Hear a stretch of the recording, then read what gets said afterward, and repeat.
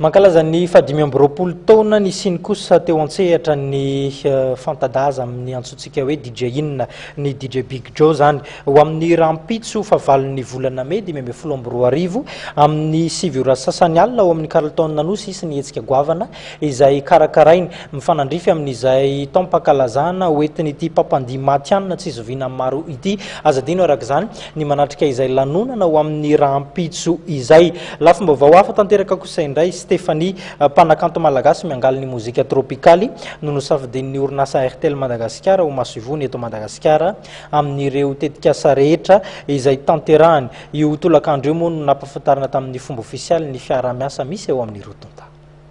Ilay mpanakanto malaza Stéphanie mpiangaly ny mozika tropikaly no nosafidin'ny orinasa RTL Madagasikara ho masivoany eto Madagasikara iara-miasa aminy amin'ireo tetikasa rehetra karakarain'ity orinasa ity. Itolakandro io nampahafantarana tamin'ny fomba ofisialy teny mifoben'ny RTL Andraharo ny fiara-miasan'ny rotota. RTL fidèle à son slogan qui est Madagascar mon pays, RTL mon réseau, nous avons choisi de pouvoir être à chaque fois le plus possible le plus près de la population. Et il n'y avait pas une autre personne plus indiquée pour pouvoir, je dirais, matérialiser cette proximité, matérialiser cette énergie, matérialiser ce talent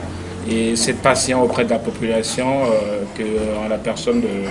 de Stéphanie. C'est pour cela que tout naturellement, à travers les études que nous avons faites, à travers de ce que nous avons pu avoir comme information sur la personne de Stéphanie, nous avons tout naturellement choisi d'utiliser son image pour pouvoir véhiculer ses valeurs de solidarité, de travail, d'engagement. Manana fomba fijery mitovy araka izany ny mpanakanto Stéphanie sy ny RTL Madagasikara eo amin'ny lafiny rehetra. Ny zavatra zany zay kasain'ny RTL atao zany hoe be da be zany le projet kasainy zareo atao amin'ny hoe en tant que ambassadeur an'ny RTL zany hoe mitsinjo zany hoe mampivoatra an'le sainy le vahoaka satria manko ny slogan zareo manko le hoe RTL Madagascar